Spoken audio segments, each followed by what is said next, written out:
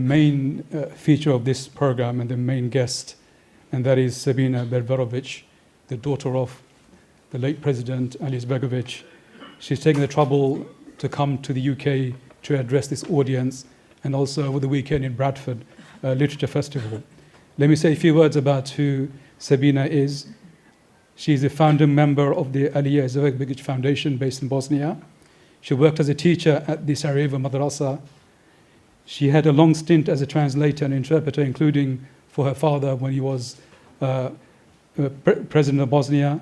She has published a number of translation works, including with Muhammad Hamidullah, An Introduction to Islam, Ali Izetbegović, Islam Between East and West, Jalaluddin Rumi, the book on In the Inner Self, John Esposito and Dalia Mujahid on Who Speaks in the Name of Islam, and M. Reeves, Muhammad in Europe. So it is my huge pleasure and honor to present to you Sabina Berberovic to say a few words about the life and the works of her father, Alija Izetbegović. On behalf of the Alija Izetbegović Foundation, I would like to express our gratitude to the Cordoba Foundation for hosting this event with us. To all our partners that Dr. Falik has already mentioned, but I will repeat some of them, like Cordoba Foundation, Konya City Administration, and London Yunus Emre Institute. Ketebe publishers who put their professional efforts into this new edition of the book Islam Between East and West in English, as well as to distinguished panelists who will present the book. Thank you. This would not be possible without all of you. And a most cordial welcome to our Bosnians, if there are any in the audience. Thank you very much for joining us. Hvala vam puno. Okay. So tomorrow we are marking the Srebrenica Genocide Commemoration Day, the day that my people and my country will never forget.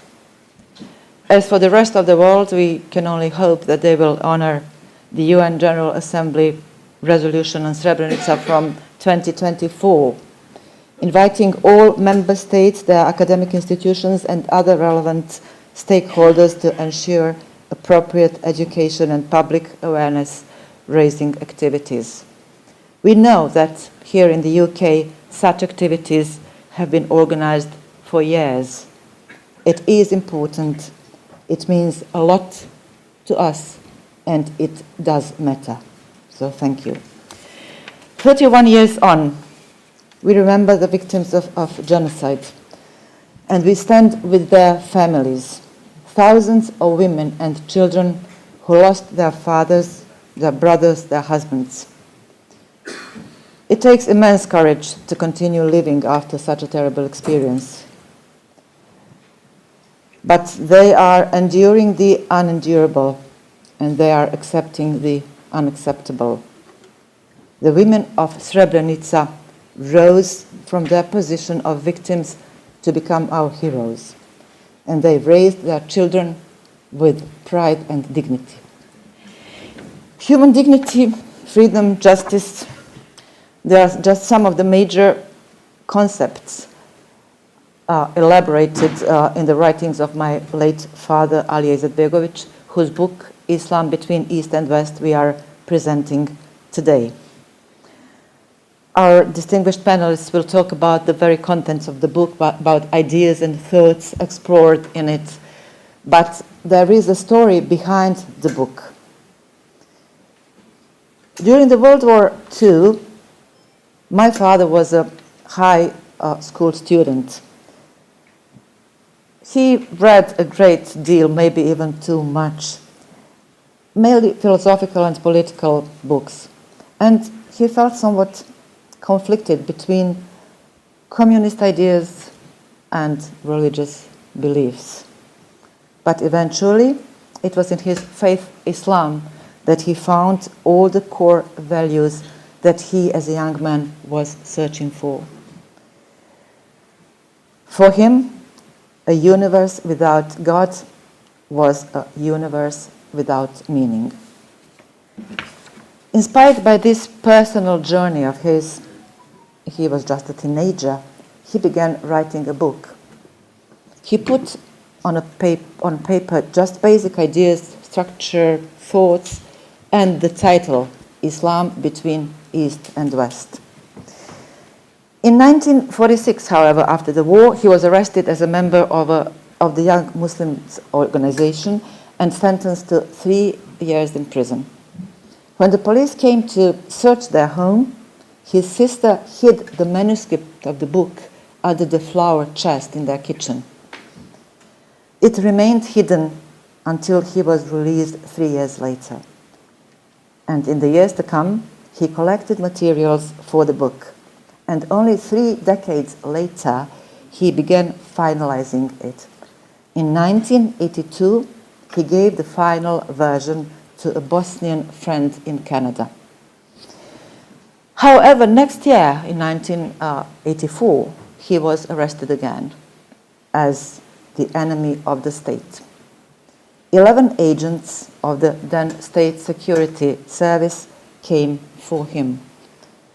They searched our home and took him away together with tens of books from his library. This time, the manuscript of the book was in Canada.